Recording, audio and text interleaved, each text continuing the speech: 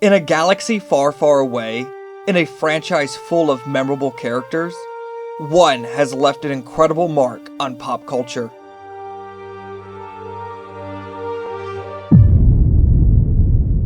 Darth Vader.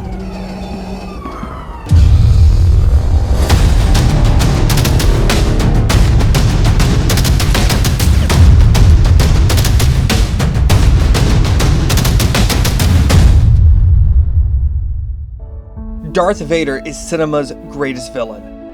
But behind the mask and the heavy breathing lies a team of visionary creators whose collective efforts brought this legendary character to life. Who were they? What role did they play? How did 6 men transform Darth Vader into an icon? Long before Darth Vader became the imposing figure we know today, there was George Lucas's first version of the character. In the original 1974 draft for George Lucas's Star Wars, unlike the later incarnations of the cyborg commander, he was neither related to the main protagonist, nor was he force sensitive. He did to some extent command a group called the Knights of Sith, but what's even more interesting is Darth Vader was actually a separate character from Anakin Skywalker. So when did this change?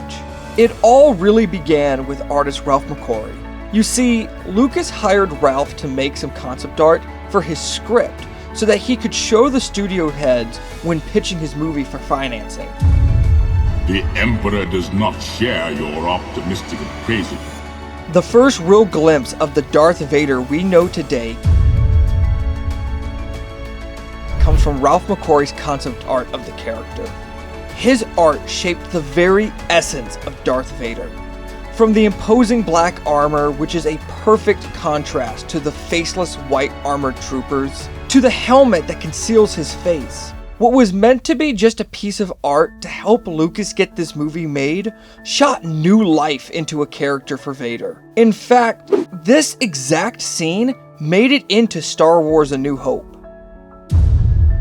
Another feature of Vader that comes from Ralph McQuarrie was Vader's iconic mask. You see, Ralph deemed it necessary for Vader to wear the breathing mask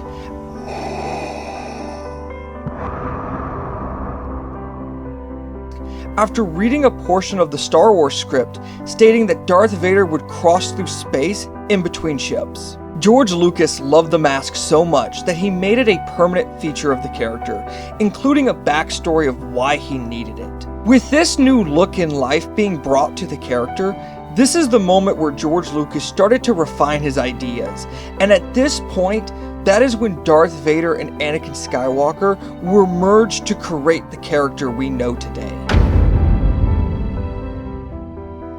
So, now Lucas knows how Darth Vader looks, but how do you bring that to life? When it came time to clothe this formidable figure of Darth Vader, George Lucas turned to John Milano's expertise. John Milano was the head costume designer for Star Wars A New Hope, and the man who brought Ralph McQuarrie's concept art to life. John Milano's keen sense of design brought to life Ralph McQuarrie's imposing black armor, flowing cape, and that unforgettable helmet. Not only bringing Darth Vader's costume to life, but the stormtroopers and everyone else's costume designs for Star Wars A New Hope. John crafted every aspect of Vader's attire, from the chest plate to that distinctive new helmet shape. The helmet itself became a symbol of intimidation.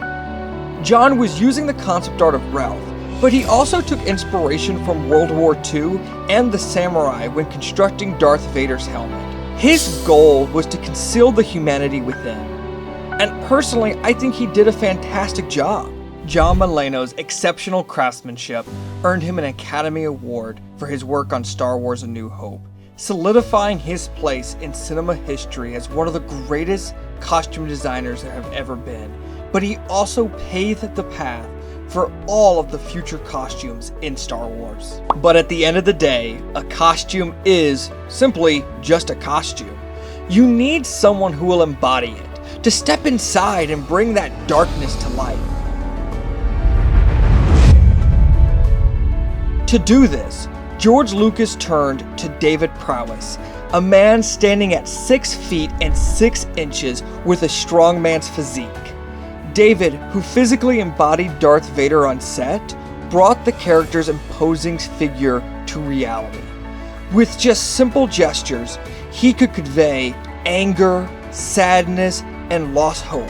He added a physicality to Darth Vader that was essential for the character. There was just one problem.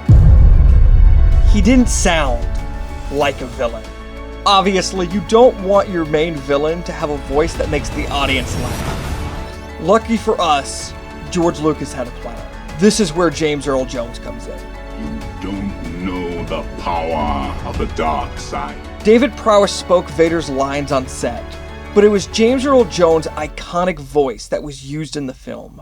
His deep, resonant tones and commanding delivery added a sense of intimidation to the character, elevating Darth Vader from a mere physical presence to a truly iconic and unforgettable villain. James Earl Jones brought a unique blend of authority and power to Darth Vader, making his lines and interactions incredibly impactful. Because of this, when you think about Vader, you think of James Earl Jones.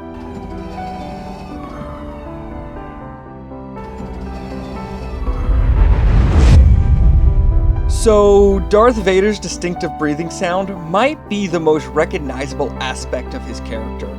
With just a simple sound effect, sound designer Burtt added another layer of fear and mystery to the character. Properly, like in Rogue One, Vader's breathing still gives chills to us all. Burtt joined John Mollo as he also won an Academy Award for Best Sound Design for the original Star Wars. So, to recap, these 6 remarkable individuals wove their creativity together to create the story, the sound, the look, and the performance of Darth Vader, turning him into a symbol of fear and, more importantly, an icon of movie history. Now, there are other people that have helped expand upon this character, and I would be completely wrong if I didn't mention someone like Hayden Christensen, who played Anakin Skywalker in the prequels, or John Williams, who elevated the character with his music. But these 6 men laid the foundation that others built upon. So the next time you hear that iconic breathing, remember the men who transformed the dark villain we know today into a legend. The force behind Darth Vader's legacy is truly a collaborative one, etched into the history of cinema. Hey Star Wars fans, if you enjoyed this video, check out why I believe Dave Filoni is exactly the director Star Wars needed. Also, please subscribe if you want more video essays, reviews, and discussions on pop culture, movies, and games, as I'm planning on releasing one of these videos once a week. Thank you so much, and I hope you enjoyed.